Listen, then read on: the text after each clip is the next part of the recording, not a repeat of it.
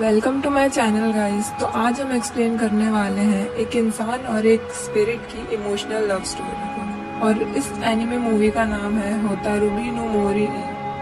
Movie की starting में हमें दिखाया जाता है एक लड़की को जिसका नाम होतारू है। वो समर वेकेशन के लिए अपने अंकल के घर जा रही होती है। अपनी मम्मी को गुड बाय बोलकर वो स्टेशन के लिए निकलती है। ट्रेन का वेट करते हुए वो अपनी पुरानी बातें याद करती है और पूरी मूवी इसी चीज पे बेस्ड है। तो वो याद करती है कि जब वो 6 साल की थी और वो समर वेकेशंस पर अपने अंकल के घर गई हुई थी, तब वो एक दिन जंगल में खो जाती है और एक जगह पर बैठकर रोने लगती है। फिर उसे आवाज आती है एक लड़के की। वो पूछता है तुम रो क्यों रही हो। होतारू उसे देखकर बहुत खुश होती है और उसकी तरफ दौड़ने लगती है और गिर जाती है। वो लड़का कहता है तुम एक इंसान की बच्ची हो और मुझे कभी किसी इंसान ने छुआ तो मैं गायब हो जाऊंगा। वो लड़के से पूछती है तुम इंसान नहीं हो, मतलब क्या तुम भी इस जंगल में रहने वाले स्पिरिट हो। लड़का कुछ नहीं बोलता। होतारू उसे छूने की कोशिश करती है। वो लड़का पीछे हट जाता है। वो बस ऐसे ही करती है और वो लड़का उसे लकड़ी से पट्ट से हेडशॉट दे देता है। होतारू से कहती है तुम सच में इंसान नहीं हो, वरना इंसान किसी बच्चे को ऐसे नहीं मारते। लड़का उसे बताता है कि माउंटेन गॉड ने उस पर जादू किया है और अगर किसी इंसान ने उसे छुआ तो वो खत्म हो जाएगा। फिर लड़का होतारू को एक लकड़ी देता है और उसका दूसरा एंड पकड़ने को बोलता है और कहता है वो उसे जंगल के बाहर तक छोड़ देगा। होतारू घर जाने से पहले उससे पूछती है अगर मैं कल आऊंगी तो तुम मुझे यहीं मिलोगे। लड़का कहता है यहाँ माउंटेन गॉड और आत्माएं रहती हैं, तुम्हें यहाँ नहीं आना चाहिए। विलेज के लोग ऐसा ही कहते हैं ना। होतारू कहती है मैं ताकेगावा होतारू हूँ, तुम। लड़का कुछ नहीं कहता और होतारू जाने लगती है और कहती है मैं कल फिर आऊंगी एक थैंक यू गिफ्ट के साथ। लड़का अपना नाम गिन बताता है और जैसे ही होतारू पलटती है गिन गायब हो जाता है। होतारू को जंगल के बाहर उसके अंकल मिल जाते हैं और वो उनकी तरफ भागती है।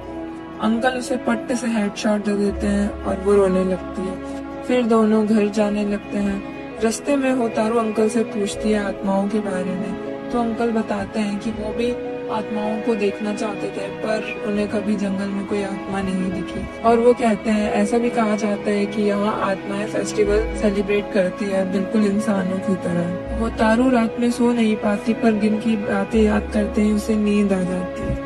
अगले दिन होतारू गिफ्ट के तौर पे आइसक्रीम लेकर जाती है और दोनों जंगल एक्सप्लोर करते हैं और बहुत एंजॉय करते हैं। एक स्पिरिट उन्हें रोक लेती है और गिन से पूछती है क्या वो होतारू को खा सकती है। गिन उससे कहता है कि होतारू उसकी दोस्त है और उस स्पिरिट को भगा देता है। होतारू एक रियल स्पिरिट देखकर बहुत खुश होती है और वो इसी तरह रोज जंगल जाया करती और गिन के साथ टाइम स्पेंड किया करती थी। एक दिन गिन थक जाता है और सो जाता है। होतारू उसके लिए फूल लाती है और उसे सोया देखकर वो उसका मास्क हटाती है और देखती है उस मास्क के पीछे एक बहुत खूबसूरत सा चेहरा है। पर गिन की नींद खुल जाती है और वो बोलता है मैं ठीक ठाक तो दिखता हूँ ना। होतारू उससे मास्क पहनने का रीजन पूछती है। गिन कहता है अगर वो मास्क नहीं पहनेगा तो कोई उसे स्पिरिट नहीं समझेगा। घर जाते वक्त होतारू गिन से कहती है अगले दिन वो नहीं आएगी क्योंकि उसे अपने घर जाना है। गिन कहता है नेक्स्ट समर तो आओगी ना। होतारू कहती है हाँ मैं आऊंगी। इसी तरह दोनों समर का वेट किया करते थे और एक दूसरे को बहुत मिस करते थे। कुछ साल बीत जाते हैं। एक दिन होतारू गिन को डराने की कोशिश करती है और एक पेड़ पे लटक जाती है। एक पल को गिन डर भी जाता है पर फिर पेड़ की डाली टूट जाती है और होतारू गिर जाती है और वो गिन से कहती है कुछ भी हो जाए तुम मुझे कभी छूना मत।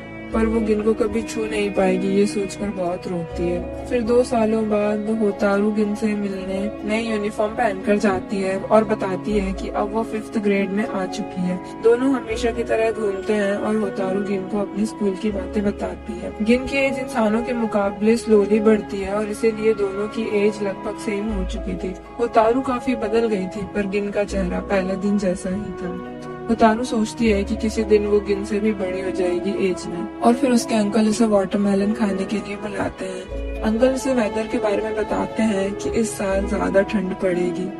अगले दिन होतारू गिन के लिए मफलर लेकर जाती है। अपने घर आकर होतारू गिन को बहुत मिस करती है और एक दिन होतारू का फ्रेंड उससे कहता है कि तुम आजकल बहुत खोई खोई रहती हो और उसे अपना हाथ देता है। अपने फ्रेंड का हाथ पकड़ते ही होतारू सोचती है कि काश वो गिन का हाथ भी पकड़ पाती। गिन भी होतारू का दिया हुआ मफलर पहनता है अगले समर होतारू अपनी हाई स्कूल की यूनिफॉर्म पहनकर जाती है। होतारू गिन को बताती है कि 3 साल बाद वो ग्रेजुएट हो जाएगी और विलेज के पास ही जॉब करना चाहती है, जिससे कि वो गिन के पास ही रहे और उसके साथ ज्यादा टाइम स्पेंड कर सके। गिन उसे अपना सच बताता है कि वो पूरी तरह से ना ही स्पिरिट है और ना ही इंसान। उसके मॉम डैड उसे जंगल में अकेला मरने के लिए छोड़कर चले गए थे। तब देवता ने जादू करके उसे बचाया। गिन होतारू से कहता है, तुम मुझे भूल जाना, क्योंकि एक बॉडी जो जादू की वजह से चलती है वो बहुत कमजोर है और इंसान को छूते ही खत्म हो जाएगी। होतारू कहती है, तुम स्नो की तरह हो, वक्त हमें किसी दिन अलग कर देगा पर तुम मुझे हमेशा याद रखना। गिन होतारू को समर फेस्टिवल के लिए इनवाइट करता है, जिसे स्पिरिट्स ऑर्गेनाइज करती है। ये बिल्कुल इंसानों के फेस्टिवल की तरह होता है और यहाँ स्पिरिट भी इंसान बनकर आती है। कभी कभी कुछ इंसान भी आ जाते हैं, पर होतारू कहती है, स्पिरिट्स के फेस्टिवल में जाना सेफ रहेगा, वो भी रात में। गिन कहता है, मैं तुम्हें प्रोटेक्ट करूंगा, जिस पर होतारू कहती है, तुम्हारी ऐसी बातों से लगता है मैं तुम्हें हक कर लूं। तो गिन कहता है, कर लो। फिर दोनों फेस्टिवल में जाते हैं और गिन अपना और होतारू का हाथ एक स्कार्फ से बांध देता है ताकि वो कहीं खो ना जाए। फेस्टिवल में दोनों एंजॉय करते हैं। कुछ बच्चे उन्हें कपल कहकर भी चिढ़ाते हैं। जब वो वापस आ रहे होते हैं, गिन अपना मास्क होतारू के फेस में लगाता है और उसे किस करता है और कहता है कि ये मास्क तुम हमेशा के लिए रख लो। 2 बच्चे उनके पीछे से आ रहे होते हैं और एक बच्चा गिरने ही वाला होता है। गिन उसका हाथ पकड़ के उसे बचा लेता है। होतारू देखती है कि गिन का हाथ धीरे धीरे गायब होने लगता है और होतारू समझ जाती है कि वो बच्चा एक इंसान का बच्चा था। गिन अपनी बाहें खोलता है और होतारू जाकर उसे हक कर लेती है। गिन जाते जाते उसे आई लव यू कहता है और Hotaru I love you too. Hotaru गिन के कपड़े पकड़कर रोने लगती है। जब होतारू वहाँ से जा रही होती है, जंगल की आत्माएं उससे कहती है कि वो गिन के साथ हमेशा रहना चाहते थे, पर गिन हमेशा से एक इंसान को छूना चाहता था और तुमने उसकी ये विश पूरी कर दी, उसके लिए शुक्रिया। होतारू गिन का मास्क लेकर वहाँ से चली जाती है। तो यहाँ हमें पता चलता है कि गिन ने उस बच्चे का हाथ गलती से नहीं बल्कि अपनी मर्जी से पकड़ा था, क्योंकि वो जानता था कि उसका और होतारू का कोई फ्यूचर नहीं है और होतारू उसके लिए सेक्रीफाइस करने को तैयार है। वो चाहता था कि होतारू एक नॉर्मल लाइफ जिए। उसने डायरेक्टली होतारू को नहीं छुआ क्योंकि वो जानता था कि अगर वो ऐसा करता तो होतारू खुद को दोष देती कि गिन उसकी वजह से गायब हो गया। और इन सब के बाद भी होतारू ने अपने अंकल के घर जाना बंद नहीं किया।